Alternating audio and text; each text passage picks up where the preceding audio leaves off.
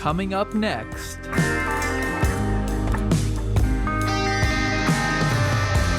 Stay tuned to learn more about the state of the art in blockchain and cryptocurrency technology. ReImagine 2020.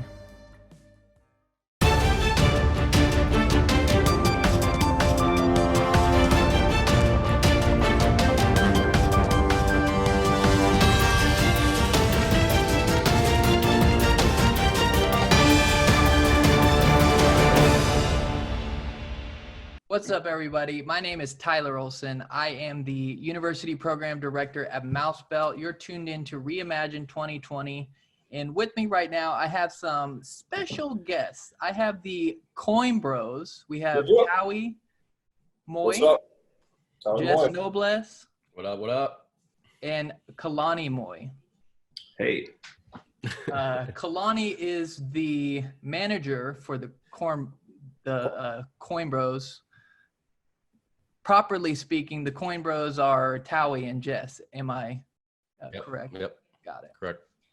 So if you don't already know who the Coinbros are, I would say your next best option would be to learn about who they are really quickly. They are a crypto rap group. You can find a bunch of their videos on YouTube, and they're super dope. They all make reference to, you know, the sort of trending memes of the space, you know, and if you're in this niche community already, right, you're going to feel right at home.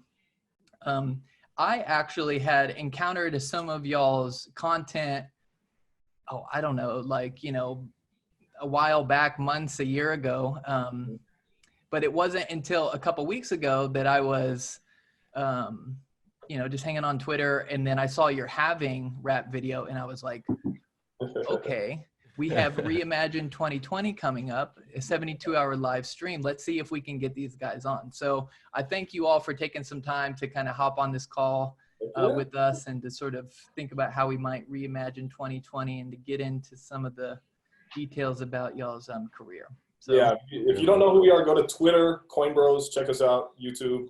Coinbros Music, check us out. Yeah, thank you guys so much for having us, man. It's really, you know, it's an honor and privilege to be here talking with you guys. I really like what you guys have planned too, and all the stuff we were talking about earlier off the recording. Yeah, no, like I said, it's really our pleasure. And you know, so I have a background as a musician. I've been working with some guys that I went to school with. You know, we've been probably 15, 16 plus years creating music together. I also have a background in the liberal arts. You know, me and Ashley, who's also on the call here, we both met in graduate school, you know, philosophy graduate students. I'm still a PhD. And so what I'm getting at here is that for people like us who have an academic background, it's not quite obvious how you would get into the cryptocurrency space, right? Because at first glance, you would think that it's just something driven by, you know, finance junkies or something like that. But then upon deeper look, you know, it makes more sense because you see that it's grounded in, you know, a lot of political and economic theory. You know, people have their sort of deep values kind of attached to what they think this space is all about. And then you have your people who at first glance seem to be, you know, just they're moon boys and girls who just want to kind of, you know, take advantage of the extremely volatile markets. Okay. Yeah. The point that I'm getting at here is, like we were talking about off of the recording, this is a really diverse space, right? A lot of people have a lot of different interests, a lot of things attract them to this space. So I'm interested to hear about y'all's interests. What's y'all's background? What were y'all doing before you got into crypto, and why the hell crypto? How did you get in this space? Well, so me and my brother Kalani, who's actually our manager, so we've been musicians for 10, 15 years. We were touring musicians. We were in a group called Split Breed before this, where we've toured nationally. You know, music's our background. And we pretty much got into crypto because Kalani actually was involved, my brother Kalani here, was involved in a startup and a cryptocurrency that's actually still pretty known, called the Divi Project. He was one of the original founders, as well as my older brother, older than Kalani. And they were in the space before I was, but we decided, they actually came to us and they were like, hey, why don't you guys just kind of, because we were trying to get into the space around 2017, and we were just learning about it, and this is like right when all the craziness was happening. Right before the pop, right before the pop. So they're like, why don't you guys get involved? So me and Jesse started looking into it, and then just like everyone else, we made an account at an exchange. We got a little bit of crypto. We started trading a little bit, made a little bit of money, and we were just like hooked right down in. The rabbit hole, man. We got to learn more about this. This is crazy, and the volatility, all this craziness, and this is like right when the market started booming too. So my brother's kid said, hey, why don't you guys just try to do a little bit of music, use what you're good at, come into the scene, try to use what your talents are, and see if you can get like a following, and see if people, if they like it, because there's really nothing like that. I mean, they've had a few like parody songs and this and that, but everything we do is 100% original. We produce all our own music, we write all our own lyrics, we film our own videos. Yep. We do all this in house, and we're like, what? There's not really anybody doing that, and we believe like for anything to drive adoption, you want the youth to get involved, and you want a reason, right? So what better than music? I think music drives people towards things better than anything. So that's really where we came in. Yep. Yeah. So we just figured let's just see what happens, and we made a song called BTFD because this was right around 2017. Everyone's like, buy the dip every time it would dip a little bit, and I'm like, that is a good name for a song. Buy the fucking dip, right?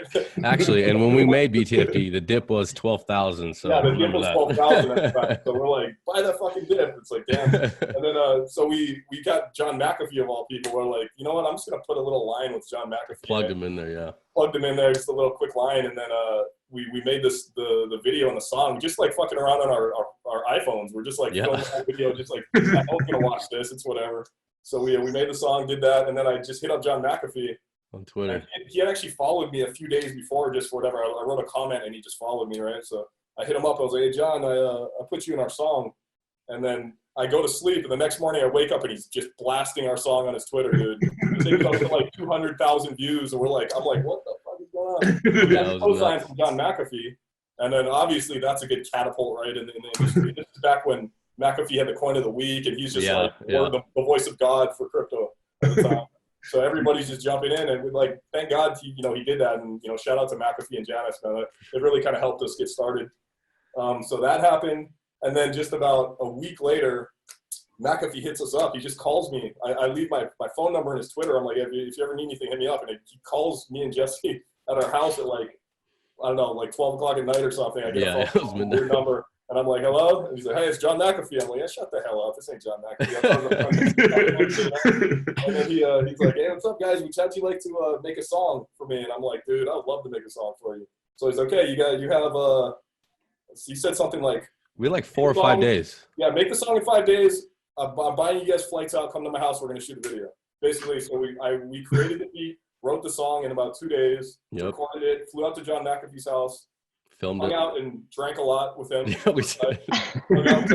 Obviously, yeah. We got drunk with their security guards. And that's another story on its own right there too, though. We got completely shit-faced drunk the night we get there at 12 at night and we start drinking. So we're up. The next morning, the entire video, if you go watch that music video, you can see how hungover I am in the video. If you take a close look. So we shot that. We stayed with them for like 3 days out in their secluded house, and it was the coolest experience ever, man. They showed us nothing but love. Yeah. And then we put that video out, the McAfee Effect, and then after that, we just started putting more and more music out. We actually took a little break for about 6 to 8 months, but now we're back on full steam, and we're gonna be putting out like tons of music. Mm-hmm. So we already have our next track coming out is actually called Velos. It's a song with Velos, and it's like a high budget music video. It's the craziest crypto video you'll ever see. It's coming out, and we flew out to the Cayman Islands. There's whales in pools. You just gotta see it. It's gonna be coming out here probably within the month, and it's a really fun. We got helicopters. We got everything. Helicopters. You'll see it. Love it. Yeah, and so Velos, y'all are Velos ambassadors. Maybe tell us a little bit about Velos. What are they? I mean, I'm going to talk to Shirley actually tomorrow. But, Shirley, she's awesome. I mean, I'll let Kalani take that one. He's actually the marketing director for Velos. Yeah. So it's kind of crazy how this whole crypto scene works, right? It's like one thing leads to another. I keep saying crypto, but obviously blockchain, but crypto just rolls off my tongue. But yeah, this blockchain space is crazy, man. Like one thing leads to another. So they were at the Coinbros. I was actually approached by a company called Hypercube who does like almost like some of the most high budget like motion graphic explainer videos for a lot of crypto companies. They've done stuff for Binance. They've done stuff for many crypto and blockchain companies in the space.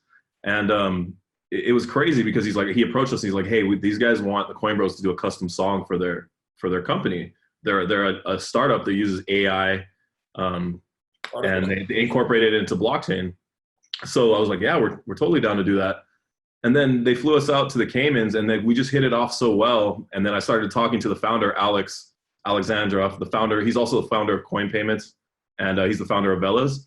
And I started talking to him about what I do and my background. And then he just really thought that they'd be a good fit for like the funner and like the more like kind of like ambassador side of the company to really kind of what the Coinbros do is really unique, right? So he's like, well, I want you guys on the team. So now we did the music video with them, but then also Taui does like the tech updates now or not, and he'll read out like monthly ecosystem updates. So like we'll get like a big long list of stuff and then the guys will like push out the content in their own unique way. And it's crazy how it all just came together. And now like I'm working full time for them and so are the Coinbros.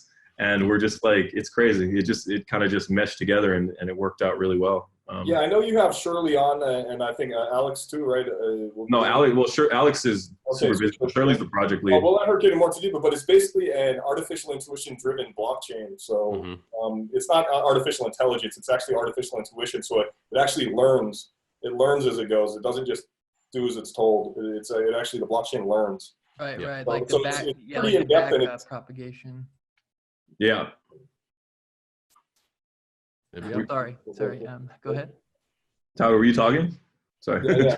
Yeah, it's an artificial intuition driven blockchain. It's really cutting edge, man. And we put out a monthly ecosystem report, a pretty in-depth one, talking about updates, tech updates. We have a huge developer team all over the world. We're based in, I don't even know how many different countries. So the team is growing rapidly. And we have some really, really cool updates coming out with the wallet, a decentralized style YouTube that's going to be part of the wallet. We're doing a thing called Velosphere. It's a whole big bundle, and we'll let Shirley kind of dive into that when you guys talk to her a little more. But it's pretty exciting, man. There's a lot of really big things coming out with Velos. Yeah. Decentralized YouTube, that makes me think. I don't know if y'all are familiar with the Saya platform, but they're a blockchain that just launched what they call Skynet, and it's where you have these URL portals where you can go and pin files, and then on the back end someone stores it in the decentralized cloud server, right? That just is their blockchain. So stuff like that is like really interesting to me, because it's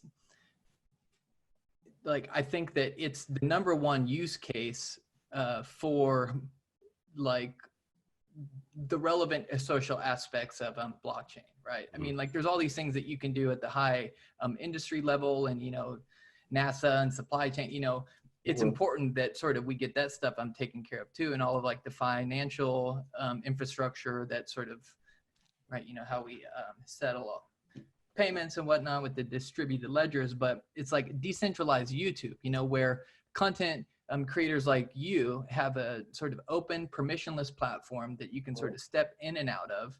Yep. You're sort of getting paid through micropayments that are sort of handled in an automated way through smart contracts, right? You sort of cut out these unnecessary middle people who are taking, in most cases, really large part of your, right? I'm thinking like a CD Baby and the sort of way that they kind of communicate with Apple Music and Spotify, those are really interesting and sort of useful platforms that I'm, really appreciative of. But, well, it also really lends itself to like kind of help battling censorship as well. Like right. There's been so many cases where they're just like YouTube is just censoring so much stuff, but then like I'll scroll down on YouTube and then I'll see like somebody that has a fake Elon Musk live stream from like, they're saying it's a live stream of Elon Musk and it's like 4 years old of him doing a speech and they're asking for donations on the YouTube channel. I'm like, so you're going to censor this, but then you're going to let this guy run like, you know what I mean? Like scam people basically. You know what I mean? So it's like, I think that there's a big problem with censorship. And that's just obviously my values. Like, I think that there's a big problem with it, man. Like the stuff that they let get through and the stuff that they don't let get through. I mean, I'm sure you guys are aware of all the big YouTubers for blockchain and crypto. They've been getting their videos taken down. It's like a big thing. We're lucky. Yeah, we're one of the only, all over. We're one of the only YouTube channels that hasn't really got messed with, because I think we don't, we don't do technical analysis. We don't do chart reading. We're trying to bring some entertainment, some education to it through music. So I think we're kind of lucky in that aspect, is that they don't really target our channel, which is really good for us. But it is kind of crazy, man. Like there's a lot of guys that I know personally that their channels had, 20 to 50,000 subscribers, and that's their livelihood, and they just take them down. Yeah. Just because they feel like it, Yeah, no reason. Words were said that they didn't like. So, and there's a lot of other things we're working with Velas, man. Like, we have so much stuff. I almost don't even know what I want to like touch on right now, what I want to say. We have some really cool things coming out in the future. A lot of what you're talking about, we're from the music background too, so we understand what it's like to be an artist, a content creator, and what it's like to get kind of fucked on a lot of things. A lot of times you won't make the money you should make. The labels will take a lot of your money. There's so many things and so many aspects that are kind of fucked up in the music industry. And I think with decentralization and things like that, it can really solve a lot, I mean, you were telling me, Tyler, too, that you were a musician for what, 15 years, a studio musician, right? Oh yeah, still you still are breaking out an album in a distributed way as we speak. Yeah, that's awesome. See, like, there's we know firsthand, me and Kalani, I mean, we were, we've been on Warped Tour, we've toured all through the country, like internationally, and we should be rich as hell right now for music, man. The amount of we have songs with millions and millions of plays. Like I've had songs with some of the biggest producers in the world. And no, you guys even have songs in documentaries and movies and like a bunch of things, right? Yeah, like someone's getting rich. So man, there's so many ways that blockchain can actually help artists, and that's what it is. It's like it's teaching people, right? It's teaching people. That's the education is the most important, because once people realize all the things you can do with it, that changes the world. And what we believe, what we can do with our talents is we can educate people in a way that maybe they'll pay attention to if they wouldn't normally, right? You start doing, we want to make music that you'll bump in your car without even knowing what blockchain is, because it sounds good. And you're like, I like this song, and then you want to dive a little deeper, right? You get some of the kids involved. Yeah, it's like a nice little on-ramp, like it's a nice friend, like, because I truly feel like, especially with blockchain and cryptocurrency and stuff like that, I feel like there's almost like people just automatically put up this barrier. If they don't have any like experience with it in the past, they just automatic barrier just comes up, and it's almost like they don't even want to hear what you have to tell them. So like if you can kind of like onboard people or kind of give them a nice little bridge with something that's a little bit familiar, then it might be, it'll open their ears up a little bit more. Yeah. I mean, I've had personally, I've had people getting involved that have hit me up and been like, hey, I heard your song through this and this, and I'm learning about blockchain. Can you teach me a little bit about it? And that's just all organic. We've had a ton of people do that. Mm-hmm. So I know that's one thing I know is music drives youth. It drives everything. I think music drives generations, right? The type of music that's popular, all that, it drives everything. And I think it's a huge tool. And I think people are going to start utilizing it more and more with blockchain. So, yeah, I mean, I think it's a brilliant strategy, not that this is an explicit strategy that y'all mapped out, like, hey, I've cracked the code on how we can educate the youth. It's a nice upshot, right? Because y'all sort of get to express yourselves, you have your creative expression and doing what you love, and you're sort of integrating this other thing that you love. And because music drives us at such an affective level, it sort of brings you in a way where you don't have to sort of think about it. It's just kind of accessible to the soul, if you will. But then the sort of content that you're bringing in isn't sort of, I mean, I guess in a way it's kind of make money, but sort of whatever's happening on sort of mainstream channels, you know what I mean? Like you're sort of actually bringing in material that has to do with this technological revolution, right? So you draw people in by making it accessible to their soul, you know, and then you sort of filling their mind with content that is driving a new revolution, you know. I think it's brilliant. I think another thing too is like what we try to do is, because we're musicians first before we got into blockchain, and we've been in the blockchain space for 3 to 4 years now, so we're pretty versed. You know, we know a lot about blockchain, and but we are musicians first. So when we try to make music, we want our music to come across as not a bunch of techie guys that or blockchain dudes that decided to rap.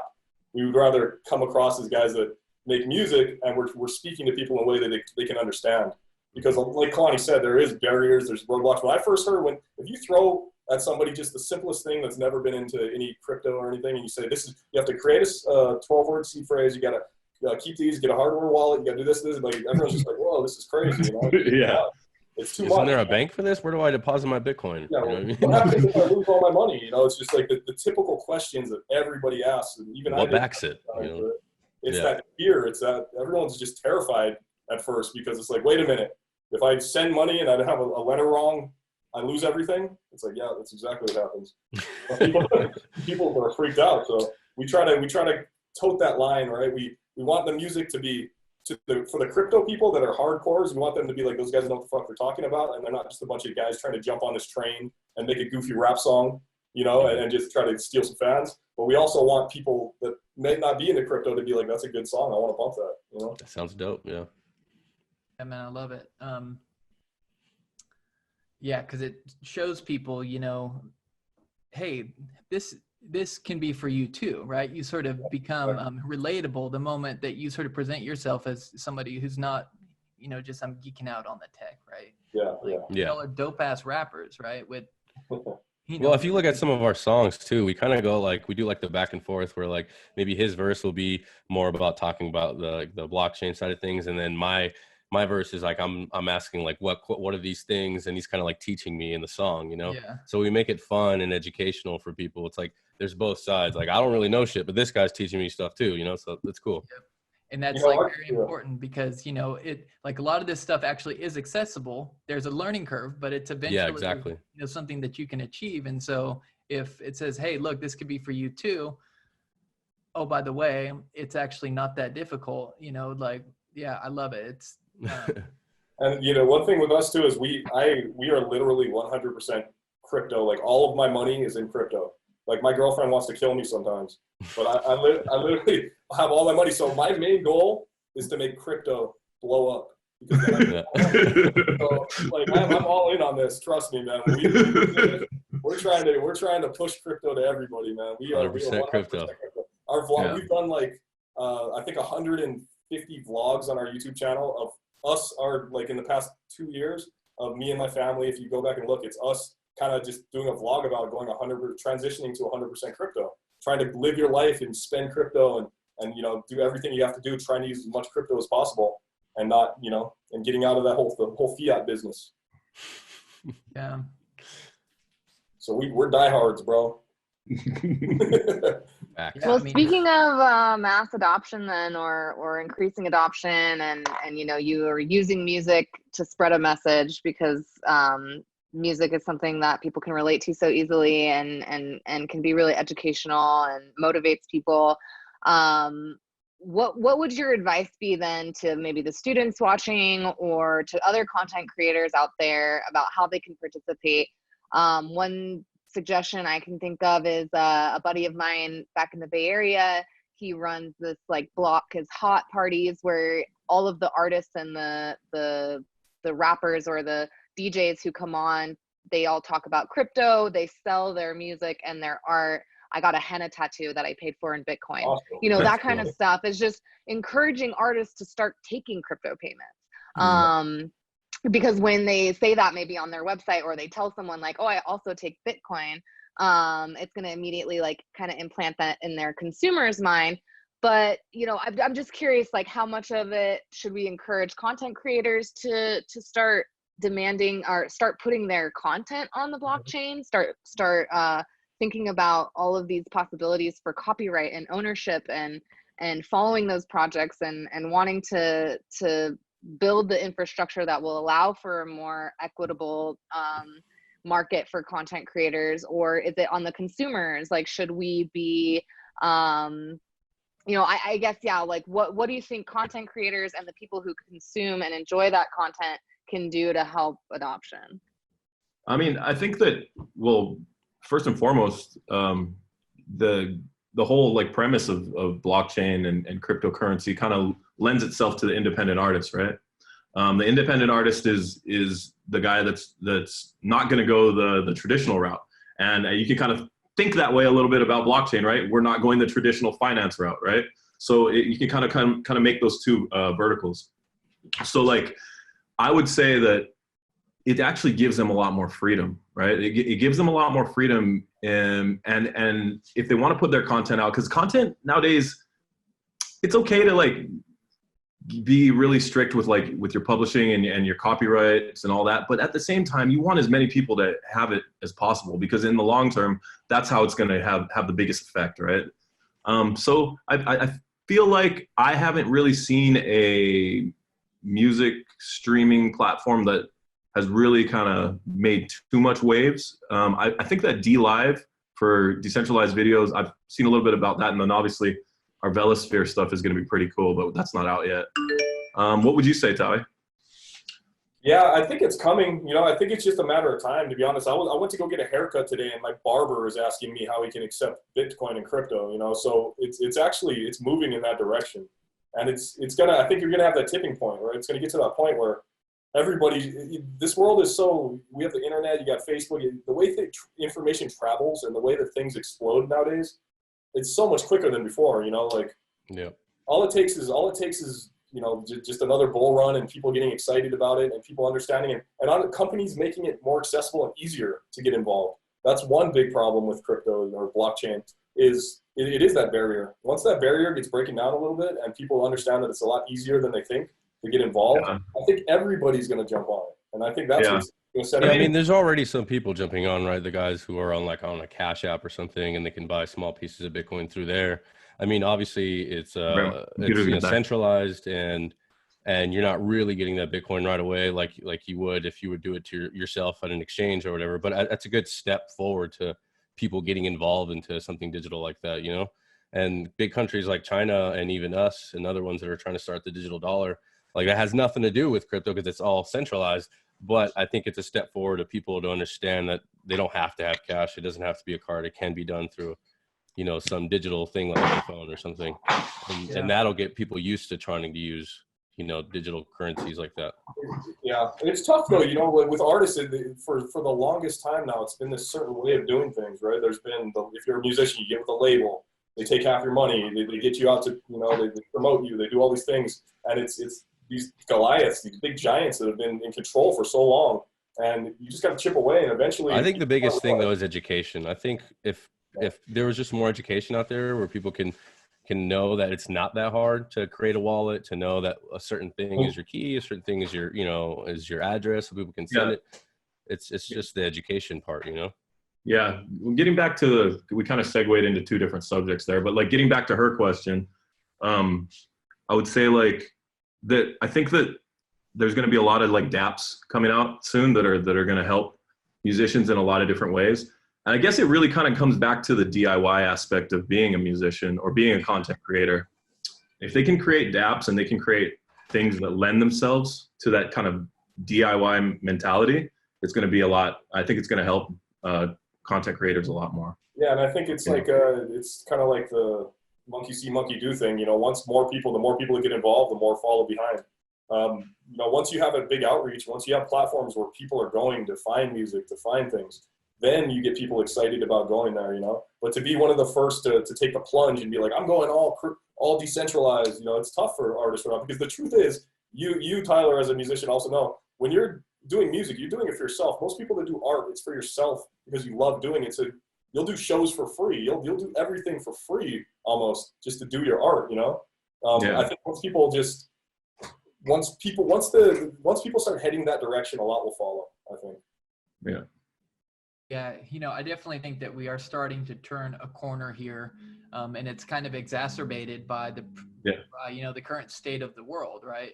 Nobody really asked to wake up one day and find this, crazy pandemic narrative bolstered all over, every media outlet that they lay their eyes on day in and day out. Nobody expected to go into quarantine. And then like with that, no one expected, actually, I'm sure a lot of people expected, but let's just run with it in that way.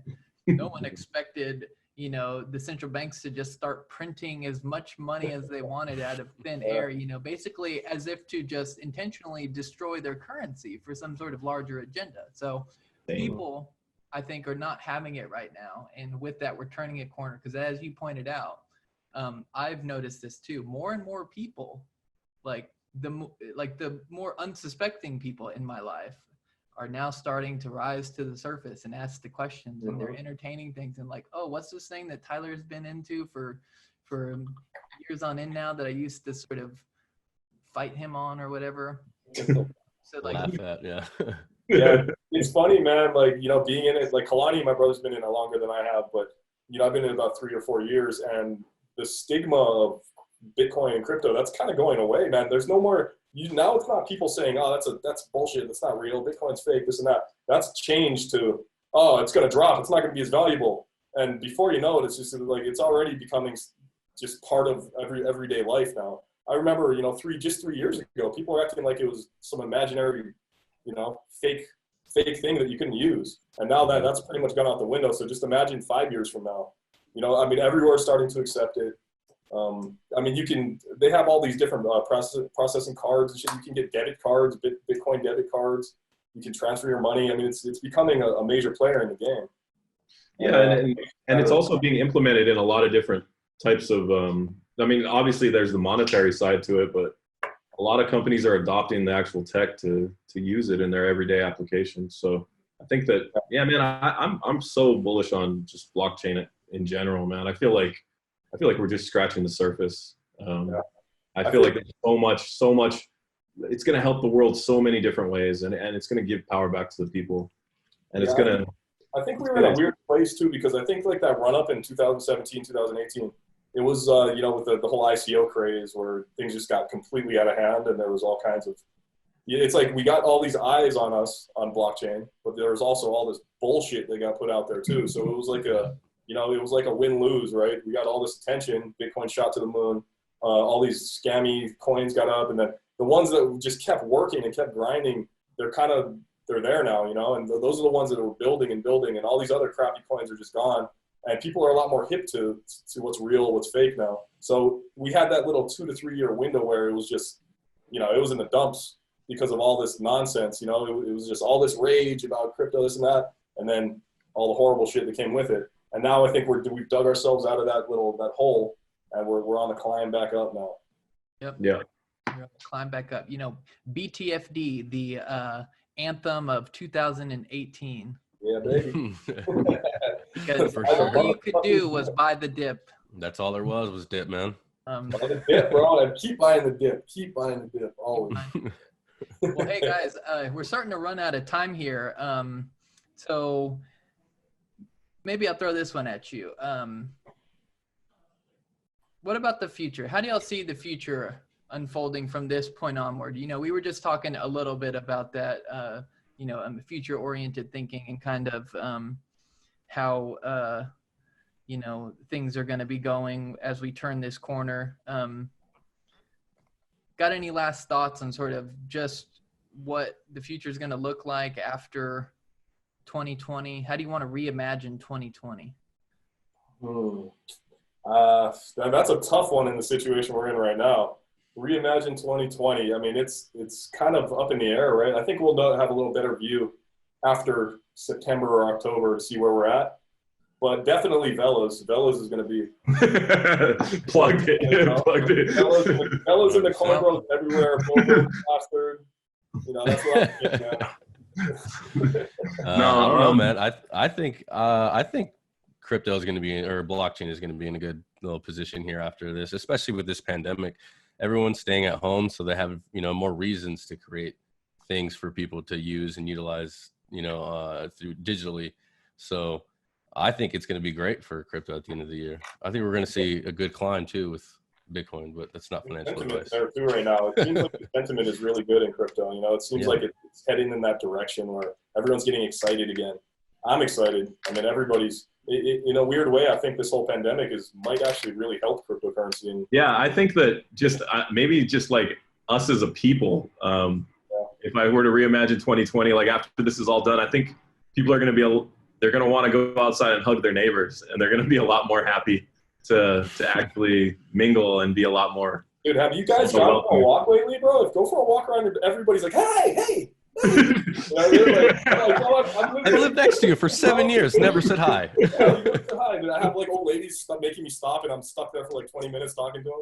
I'm like, hey, this is great. This is actually helping the world. Maybe we all needed to take a step back and realize all the good shit we had and how shitty it can be if it's all taken away from you.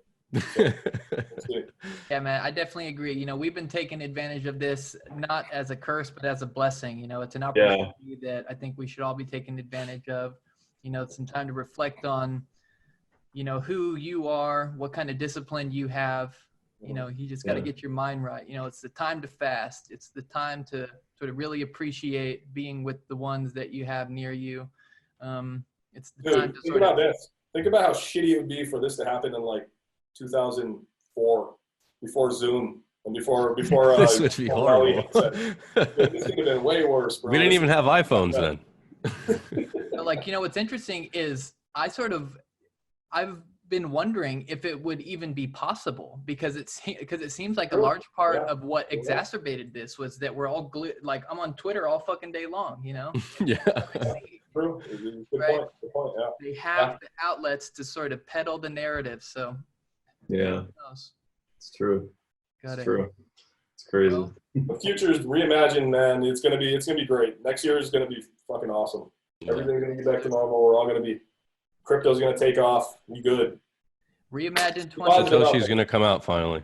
No, I'm just kidding. I don't want that to happen, bro. He's got 1 million coins. Well, Towie, Jess, Kalani, Ashley, thank you so much for taking the time to sort of hop on and chat with us. Coinbros, check them out on Twitter, YouTube. Yep. You got an Instagram? Yeah, we're on there too. Twitter, man. It's all about Twitter, bro. That's where we're in that crypto Twitterverse, man. Coinbros, Twitter, YouTube. Check us out. Bellas. And thank you guys so much for having us, man. Appreciate it. Appreciate you guys having us on, and it's fun, dude. And good luck with everything. Hopefully we can work together on a lot of things in the future.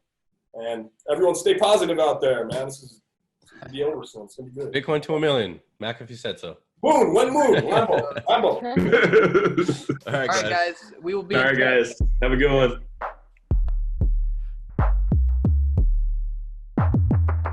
Stay tuned to learn more about the state of blockchain education at major universities all around the world.